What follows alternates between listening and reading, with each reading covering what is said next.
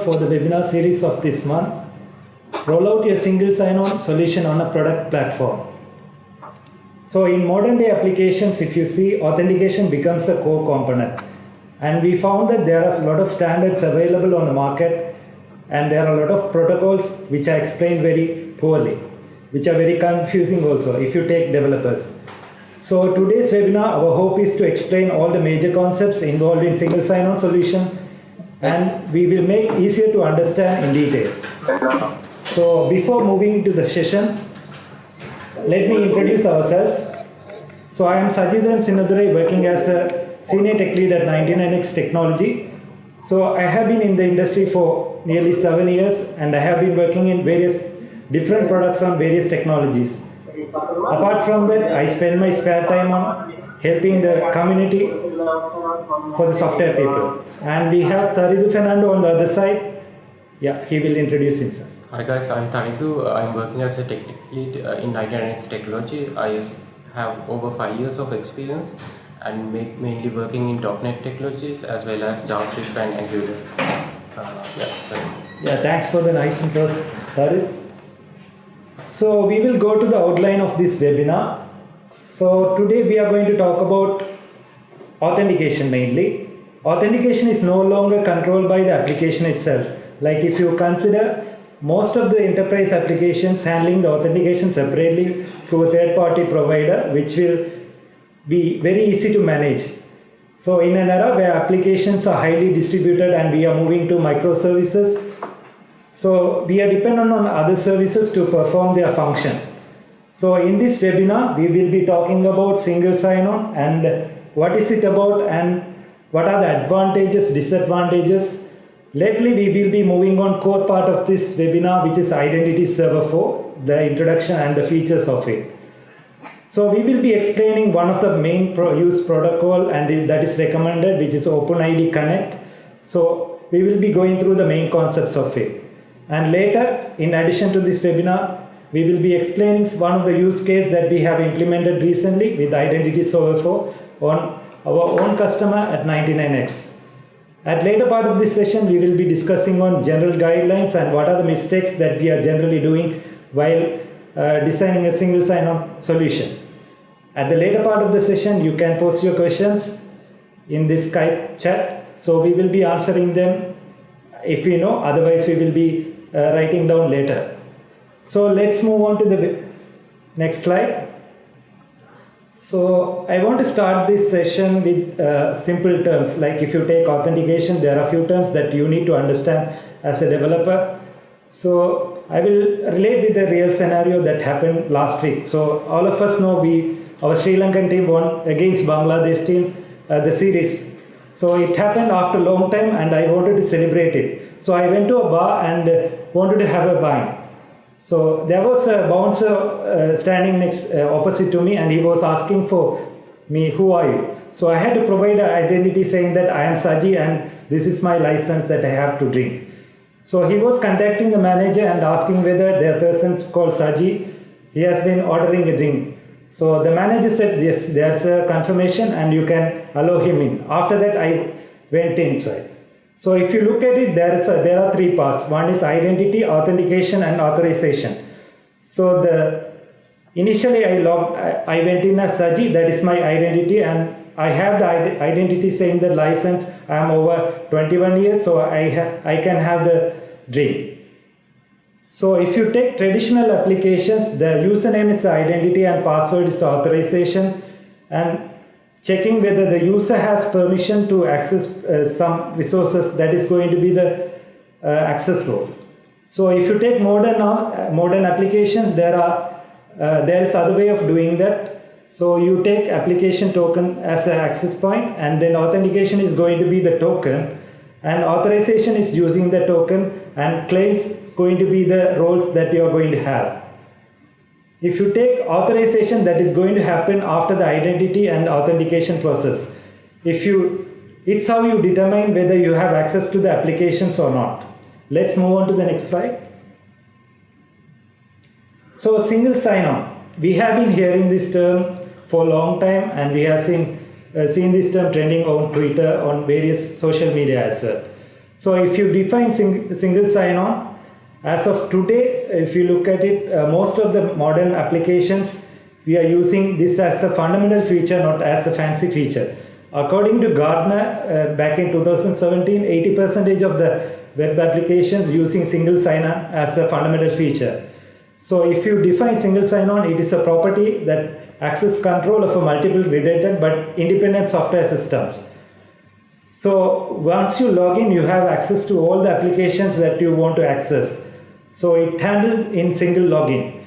If you throughout this webinar, we will be talking about some of the terms which are displayed in the image in the slide. So we will be talking about relaying party, user, and identity provider, as I explained in the previous slides.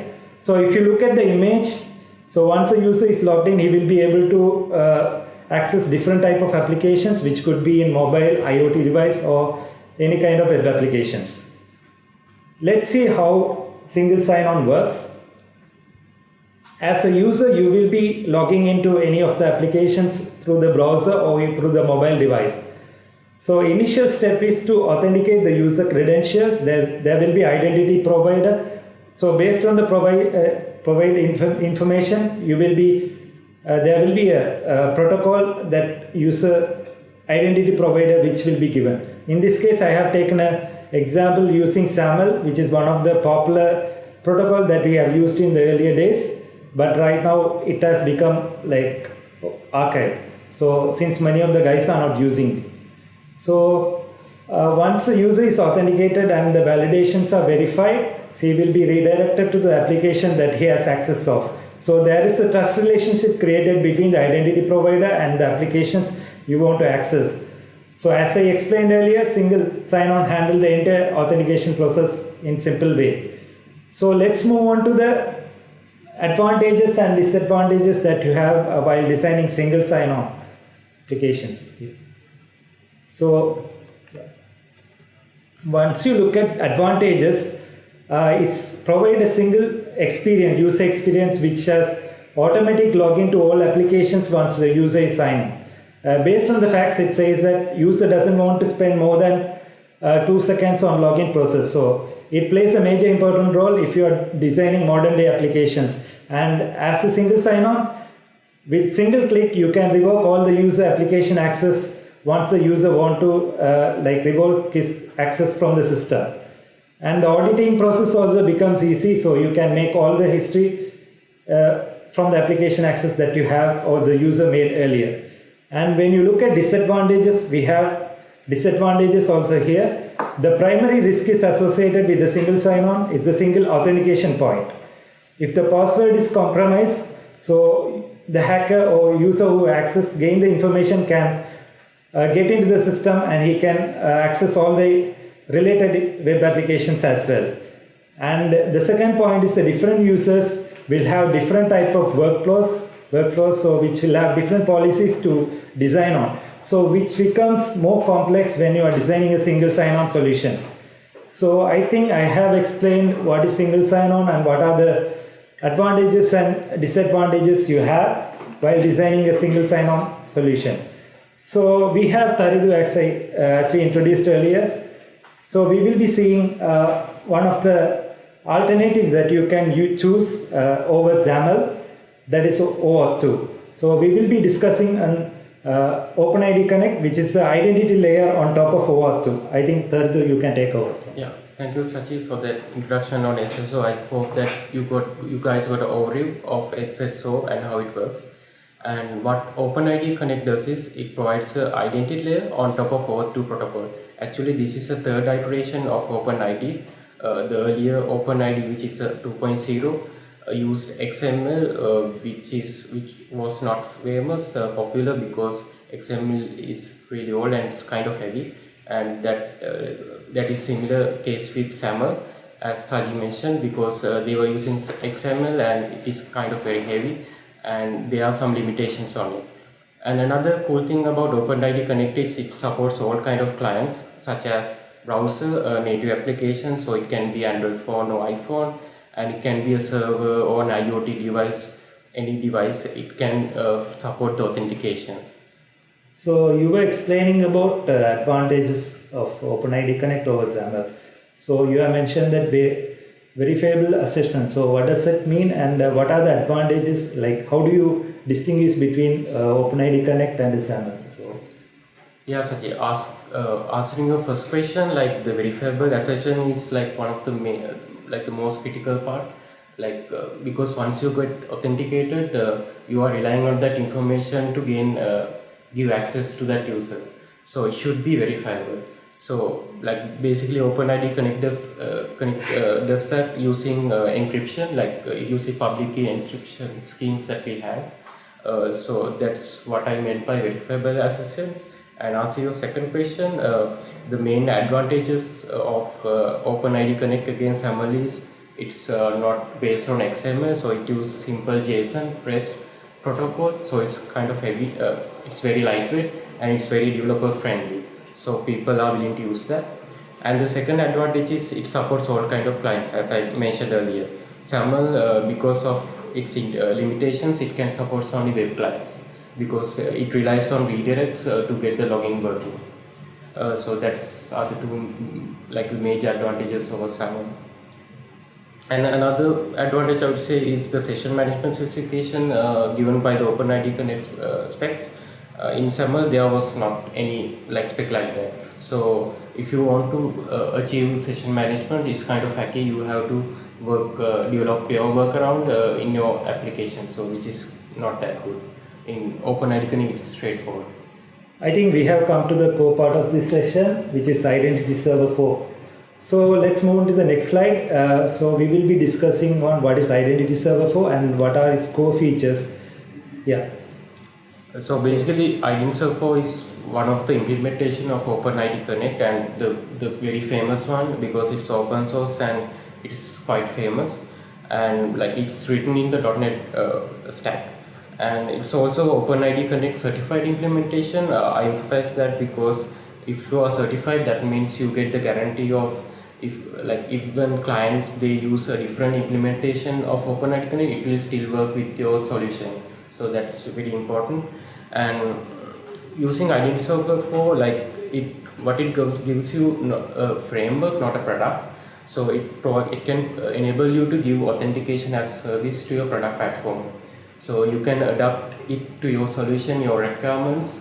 So that's basically Identity Server 4, and it is already designed for customizability and extensibility. So as I mentioned earlier, when you are designing a SSO solution, it's very specific to your scenario. So like Identity Server 4, using that you can do that. And another thing is like it has a very active community, so you get free support as well as commercial support from them, which is quite good. So moving on. So in this slide we will just explain like in our overview architecture like how Identity Server 4 works. And this is a modern web application architecture. So right now developers, when they are doing a web application, they prefer to have a web application and a web API, and the web API is like responsible for serving various kind of clients. Earlier days I think they were doing many APIs to do that, but now they just do one API, and this API is responsible for doing giving data to browser client, native application, or server IoT device. And this is very important because when you have multiple web application, this gets very complex, and you have to maintain security or access logic in each and every application. So that's why a single sign-on solution is very important in this kind of architecture. And in SSO, basically Identity Server is SSO here, represented by a key in the top right corner, and then you can have internal user store or federated IDP users that's come from different enterprise organizations, as well as social logins like Google, Facebook, or LinkedIn. And another a big change coming from the identity access management world is the user-centric concept. Because earlier days, when you have a SaaS application, they need to create user accounts in the platform. But right now, the enterprises are pushing to use their identity instead of creating a one. Mainly because if you are creating a one, that means you cannot control that user account. So for example, if the user leaves that company, you don't have a way of easily revoking the access to that SaaS application. So that's one of the reasons that we need to have SSO solution in place. Yeah. Like when you're using identity server, there are some like several concepts that you need to understand before going ahead with SSO solution. There are three concepts: users, clients, and scopes. So when you're designing, you need to identify like what are the users. Normally, users are a human that is registered in a client, and that you have some information that can be verified and you can give access. And a client can be any kind of software, which can be a mobile device, a computer, or even a server that can request tokens from the identity server. This can be for authentication purposes or even for accessing a resource. And the other concept is scopes. Scopes can be any resource that the identity server wants to protect. So this can contain identified information about users or app-specific information like claims or any parameters that you need to give that to that application. So after authentication only, we will be handing out these scopes and information to the user. So I think you have explained about users, scopes, and the clients, which are the main core concepts in Identity Server 4 while implementing. So we have implemented the same solution for this specific customer. Let's move on to the use case. So we have implemented the identity solution for one of our main customer using SAML. So as we are working on the same project, so what are the limitations that we had in the earlier one, and how did we overcome with this specified solution? Yeah, I think this particular customer, they started on having one SaaS application and they added one. Then they figured out, okay, we need to add a SSO solution, and they opted for SAML. So they had a working solution using SAML, but as the technology, as the requirements change, they need to add a web API and a couple of more applications. So then because of the limitation, as I said earlier, we couldn't use SAML. So that's why we thought of having identity support for and do a migration. And they had some particular requirements as well. So this customer, they were supporting a lot of customers, over 300 countries, 30 countries, and there were some enterprises which are quite large, around 1,000 employees, and they were having their identity provider. So then we need to support that. And there were some customers who were very small, like 10 or 15 employees, so they couldn't afford to have their own identity provider, so we should have the internal user store for them. And this was a very specific requirement. And there was another one which was API access. So this is particularly for data analytics. So they were requesting a long-lived API token, and they were concerned that if we give our JW token, that can be hijacked or stolen, then you get a long life access, and we don't know, and we can't even revoke it. But in Identity Server, you can do that feature. So we were using that feature as well. And compared with SAML, there were no proper session management spec, as I said earlier. So we were having a lot of issues with logout as well as keeping the sessions alive at IDP and the SP sites. But in Identity Server 4, this was quite straightforward, I would say, and it works reliably. So with that use case, we can consider Identity Server 4 as a best solution for implementing SSO. So we were discussing about the limitations and how did we overcome that. So as the developers, what are the guidelines that we should give for the developers out there so that they can implement them on their own? Yeah, I think we have a couple of guidelines for you guys that we came across. And the first one is you need to properly identify what is authentication and authorization. I think Saji also give you a nice example on it because authentication is authorization is two different places, and what identity service it does authentication only. So the second point is you need to identify the clients, the scopes, and the scopes because those are the building blocks when it comes to identity server. So if you can't properly set up the building blocks, your SS solution will be a mess, I would say. And then the third is a session management strategy, because when you have multiple web application, native applications accessing your SSO solution, you need to decide okay, how we are going to keeping the session alive. Like in our earlier use case, this particular customer had idle global timeout throughout the SSO platform. That was a very specific requirement which we had to address. So you need to think about how we are doing this session management. And the last but not least, the security. So that is like the token signing and validation, because using identity server, we will be giving out either reference tokens, JW tokens to users. So we need to sign and validate. So you need to set the certificates properly and use the public infrastructure in order to do that. I think those guidelines will help all the developers out there to implement their SSO on their product or application that they are working on.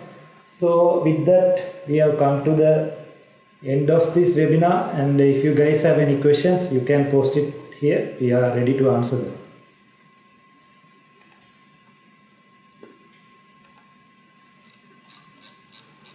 So there is a question: can we write authentication and authorization as a separate RESTful service and use with existing application? So this question is more related to not to identity server. This is about general authentication. So I think it's better to separate the authentication and whatever the identity process as a separate service. So you can go ahead and implement. Do you have any thoughts on that? Yeah, I think I'm not sure what kind of framework technology stack they are using, and this particular question. But if you are using .NET Core, you can easily integrate with authorize framework like identity in that scenario. Okay. Hope we answered your question. There's a question from Chamath. Thanks for the session. What will be the ups and downs of using managed services like Auth0 and AWS Cognito? So personally, I have used Auth0 for some of the web applications and mobile. It is also good, one of the third-party provider for authentication process, and AWS Cognito also does the same. So regarding the ups and downs, I think we have to do a bit of research on that. Maybe Taraj can explain. Yeah, I think Auth0 gives you a very comprehensive SSO solution. The only thing is if you have very customized requirements, sometimes you may have limitation with those out of the off-the-shelf products. So that's the main disadvantage, I would say. Okay. Yeah. Thanks, Chamath.